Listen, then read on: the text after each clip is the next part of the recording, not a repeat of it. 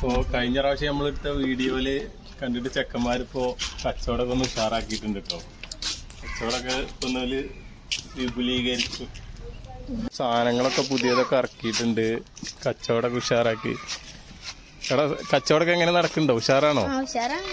ഡബിളിപ്പം പുതിയ രീതിയിലുള്ള മാങ്ങകൾ, പൈനാപ്പിള്, മറ്റേ ക്യാരറ്റ്, അങ്ങനെ എല്ലാ സാധനങ്ങളും ഉണ്ട്. ഇപ്പൊ മുട്ടായികളൊക്കെ കുറെ ഇറക്കിയിട്ടുണ്ട്.